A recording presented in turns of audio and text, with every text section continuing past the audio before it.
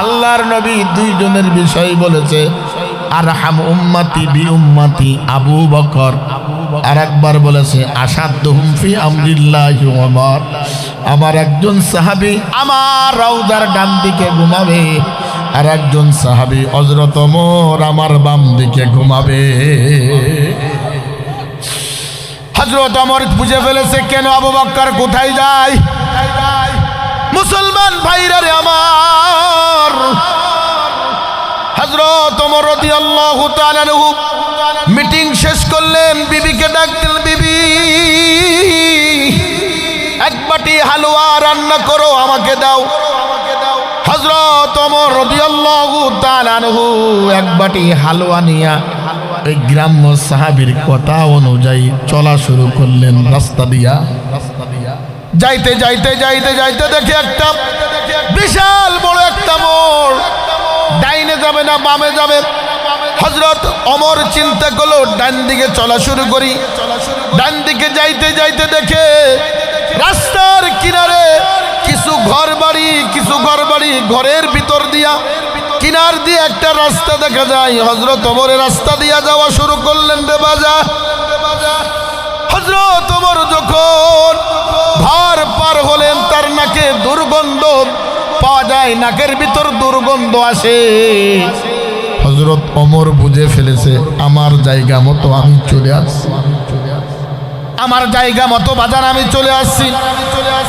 হযরত ওমর আস্তে আস্তে সামনের দিকে যায়, দেখে একজন গরিব মানুষ, একজনের গায়ে কোনো কাপড় নাই, সমস্ত শরীরে পোকা লাগানো, সমস্ত শরীর থেকে দুর্গন্ধ বের হয়।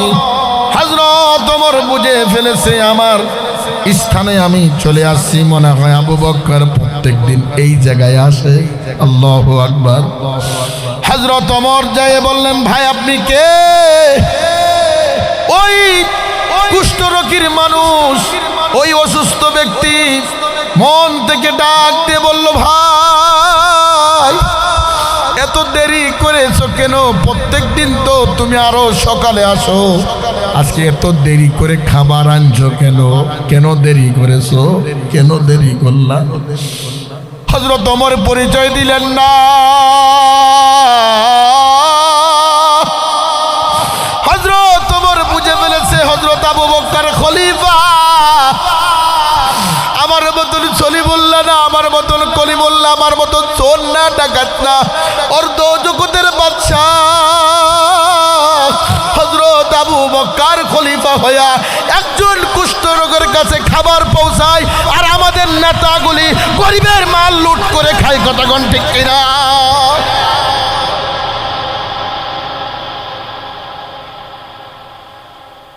ভাইরা আমার, বন্ধুগণ আমার, হযরত ওমর হাতে করে ওই অসুস্থ রোগীর মুখে খাবার তুলে দিচ্ছে। হযরত ওমর যখন মুখে খাবার দেয়, ওই কুষ্ঠরোগী ডাক দিয়ে বলে, এই তুই কে? এই তুই কে? এইভাবে করছে, তুই কে? হযরত ওমর চিন্তা করলো, হাই হাই আমি একজন খলিফা, আমার ধমক দেয়। বলে, তুই কে? সত্যি করে বল। আল্লাহু আকবার, আল্লাহু আকবার। সত্যি করে বল, আপনি কে? আপনি কে? আমাকে যে প্রত্যেকদিন খাবার দেয়, প্রত্যেকদিন যে খাবার আমার মুখে তুলে দেয়, সেই ব্যক্তি তুমি না, সেই ব্যক্তি তুমি না। ও আমার কলিজার টুকরা যুবক, কার মহব্বতে পড়লা? কিসের মহব্বতে পড়লা? কোন দুঃখায় তোমার আল্লাহর কাছ থেকে ছড়াই নিল? কোন গুনার মহব্বতে তুমি মা বাবারে কষ্ট দাও, তোমার মারে কষ্ট দাও, তোমার বাবারে কষ্ট দাও, গরিব মানুষরে কষ্ট দাও, বড় ভাইরে কষ্ট দাও, দাদাদের কষ্ট দাও? খোদার কসম করে বলি, তোমার মা যদি তোমার উপর নারাজ থাকে, তোমার জন্য জান্নাত হারাম, জান্নাত হারাম। আর তোমার মা যদি তোমার জন্য, তোমার উপরে খুশি থাকে, ও মা জান্নাতুকা ওয়া নারুকা, তোমার জন্য 8টা জান্নাতের দরজা খোলা। আল্লাহু আকবার। রোগী ব্যক্তি ডাকতে বলো, কে আপনি? সত্যি করে বলেন, কে আপনি? যে ব্যক্তি প্রত্যেকদিন আমার কাছে আমার মুখে খাবার তুলে দেয়, আপনি সেই ব্যক্তি না? সেই ব্যক্তি না? বলে সেই ব্যক্তি কিভাবে তোমার মুখে খাবার তুলে দেয় রে বাজার? আল্লাহর বান্দা ডাক দে বলো, ও পথিক, আমাকে যে ব্যক্তি প্রত্যেকদিন আমার মুখে খাবার তুলে দেয়, আমার জিহ্বায় পোকা, ঠোঁটে পোকা, মুখে পোকা, এইভাবে সে হাত দিয়ে আমার মুখে খাবার দেয় না, কারণ আমি মুখে খাবার ঢুকাইতে পারি না। আল্লাহর বান্দা জিহ্বার উপরে খাবার নিয়ে আমার জিহ্বার উপরে ঢুকাই দেয়। ওই ভাই, একজন খলিফা হইয়া একজন কুষ্ঠরোগীর মুখে খাবার দেয় নিজের জিহ্বা দিয়া, আর তুমি সলিমুল্লাহ কলিমুল্লাহ কয়েকদিনের ক্ষমতা পাইয়া আল্লাহর ভুলে গেছো, আল্লাহর বান্দাকে ভুলে গেছো। চেয়ারের লোভে আলেমদেরকে তুমি হয়রানি করো, আলেমদেরকে তুমি জেলখানে ঢুকাও, আল্লাহর আদালতে বিচার দিতে দিব। কথা বলেন ঠিক কিনা? খলিফা কাকে বলে? আর আমরা একটু মুফতি হলে বাপরে বাপ, যদি নামের আগে আলহাস থাকে, ওরে বাপরে বাপ, এমন হাজির হাজির ফজরের নামাজ পড়েন। অনেক যুবক আছে ইয়ং আইডল, এমন চুলির কাটিং দেয়, শয়তানেও হাসে, শয়তানেও কয় আমার থেকে বড় শয়তান। কথা হয় না? এটা কোনো সন্তানের দোষ না, যুবকের দোষ না, এই যুবকের বাপ মার দোষ। বাপ মা কেন শাসন করো না? এই কথা কোন ঠিক কিনা? যুবকের কোনো দোষ না, দোষ কার? বাবা মার দোষ। মা যদি তার মেয়েকে শাসন করত, কোনোদিন বেপর্দা পুরুষের সঙ্গে মেসেঞ্জারিতে ইউটিউবে কথা বলতো না। কথা কোন ঠিক কিনা? কেন তোমার মেয়েকে তুমি শাসন করো না? কি তিতা কথা হলো নাকি? তিতা কথা হলো, একজন মা একজন মেয়েকে ছেলেকে ভালো বানাইতে পারে, একজন বাবা একজন ছেলেকে একজন মেয়েকে ভালো বানাইতে পারে। এখন বাপ মাও হয়ে গেছে ডিজিটাল, ওই দিকে ঘরে ছেলে আর মেয়ে ফেসবুক নিয়ে সেটিং করতেছে, আর এই সাইডে বাপ মা 28 ইঞ্চি টেলিভিশন নিয়ে স্টার জলসা জি বাংলার পাগল হয়ে আছে। ঠিক কইলেও ঠিক, না কইলেও ঠিক। কেন সন্তান ভালো হয় না? একমাত্র কারণ সন্তান জন্মগ্রহণ করার আগে ওই মা ওই বাবা জিনার গুনার ভিতর লিপ্ত থাকে। তোমার মেয়েকে বিবাহ দেওয়ার আগে তুমি জিনার গুনাহ করো, কবিরা গুনাহ করো। 1 নম্বর কবিরা গুনাহ হলো গায়ে হলুদ, জুনিবাতি লাগানো, গায়ে হলুদ করা 1 নম্বর কবিরা গুনাহ। আপনাদের এখানে গায়ে হলুদ আছে? কম না বেশি? গায়ে হলুদ না হলে তো বিয়ে হয় না। এখন যদি হুজুর প্রশ্ন করে, মসজিদের ইমাম যদি প্রশ্ন করে, চাচা বুড়ো হয়ে গেছেন, দাড়ি পেকে গেছে, গায়ে হলুদ না করলে ভালো হয় না? চাচা কত সুন্দর করে উত্তর দেয়, সমাজ রক্ষা করার জন্য করা লাগে। যে সমাজ বাঁচাইতে পারবে না, যে সমাজ তোমাকে রক্ষা করতে পারবে না, যে সমাজ ইসলামকে ছোট করে, যে সমাজ কোরআনকে ছোট করে, ওই সমাজকে আমি লাথি মারি। ঠিক কিনা? সমাজ রক্ষা করতে হয়। তুমি যখন জাহান্নামে যাবা, সমাজ দেখো আমার একটু বাঁচাও। সমাজ তো দূরের কথা, ওয়া উম্মিহি তোমার মাও পারবে না, ওয়া আবি তোমার বাবাও তোমাকে রক্ষা করতে পারবে না। রক্ষা করবে কে? জোরে কোন রক্ষা করবে কে? আল্লাহু আকবার। জোরে কোন আল্লাহু আকবার। এইবার নাতিরে মুসলমানে করাবেন। নাতি আছে না? মুসলমানে করালে আলখাতা, গরু গোস্ত একটা গরু জবাই দিয়ে 8টা 10 ডাক পাকায়া এবং দুনিয়ার লোকের দাওয়াত দিয়া, যে মাথা মোটা মোটা ওইগুলার দাওয়াত দেয়, যেন সুদ খায়, ঘুষ খায়, চোর ডাকাত বদমাইশ, ওইগুলার দাওয়াত দেয়। গরিব মানুষের কয় সরে যা, কারণ গরিব মানুষ তো চাঁদা দিতে পারবে না। কথা কয় না? ওই মাথা মোটাকে দাওয়াত দেয়, যেটা সব থেকে বড় ডাকাত, এগুলার দাওয়াত দেয়। এইবার খাওয়া দাওয়ার পরে টেবিলের উপরে পান চুন রাখে, আর একজন লিখিত কিরামুন কাতিবিন বইয়ে থাকে, লেখা কয় কত? 3000। নাম কি? সলিমুল্লাহর বাবা কলিমুল্লাহ 3000 টাকা, আব্দুল রহিমের ভাই কলিমুল্লাহ 10,000 টাকা।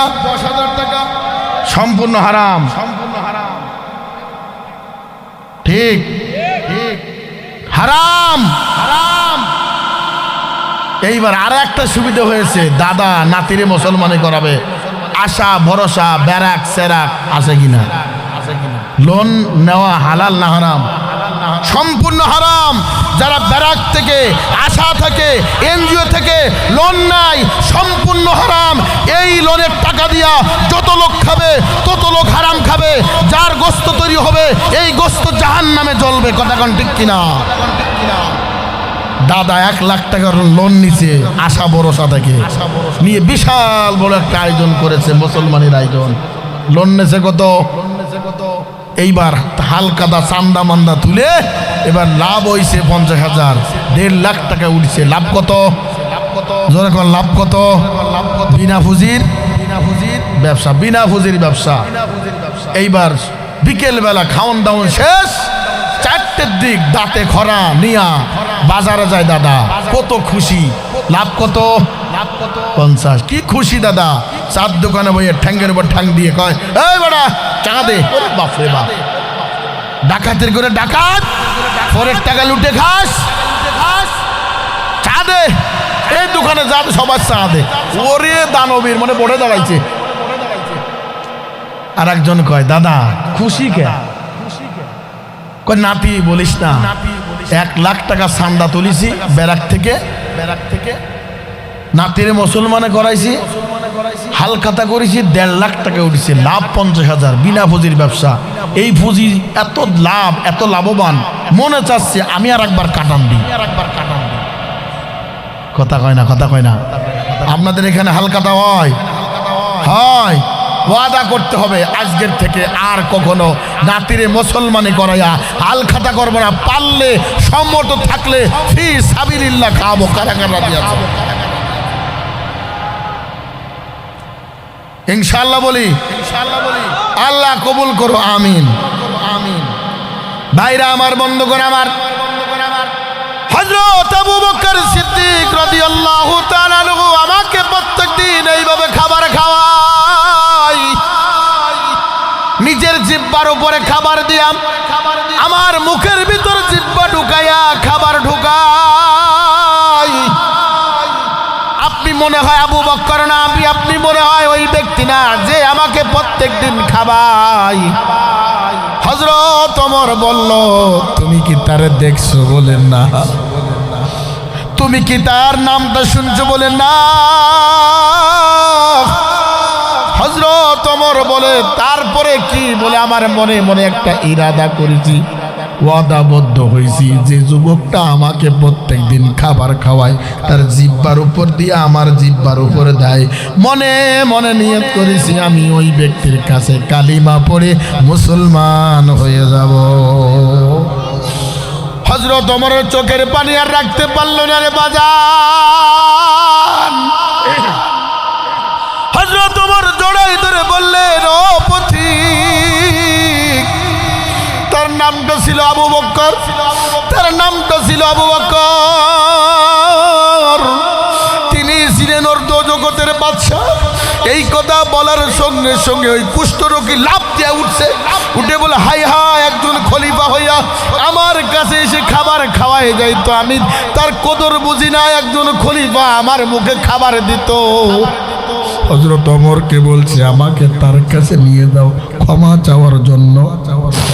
হযরত ওমর জড়াই ধরে বলল, ও ভাই, ওই আবু বকর আর বেঁচে নাই, ওই আবু বকর আর বেঁচে নাই, আমি 2 নম্বর খলিফা। ওই যুবক ডাক দিয়ে বলল, কি ওমর, আমাকে আর দেরি করবেন না, আমারে কালিমা পড়ায়া মুসলমান বানায়া দেন। আল্লাহ পাক রব্বুল আলামিন বলেন, কুল ইন কুনতুম তুহিব্বুনাল্লাহ ফাত্তাবিউনি ইউহিব্বুকুমুল্লাহ ওয়া ইয়াগফির লাকুম যুনুবাকুম ওয়াল্লাহু গফুরুর রহিম।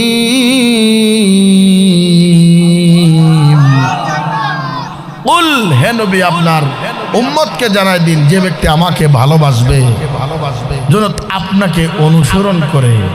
এখন আমরা আলেমদেরকে অনুসরণ করতে চাই না। নবী আর নাই, নবীর দরজা বন্ধ, অলির দরজা খোলা।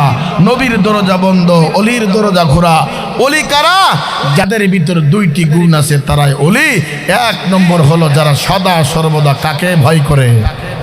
জোরে বলেন, কাকে ভয় করে? অলি হতে গেলে গুণ লাগবে, মসজিদকে ভালোবাসতে হবে, আল্লাহর নামাজগুলি 5 ওয়াক্ত নামাজ জামাতে পড়তে হবে রে বাজান।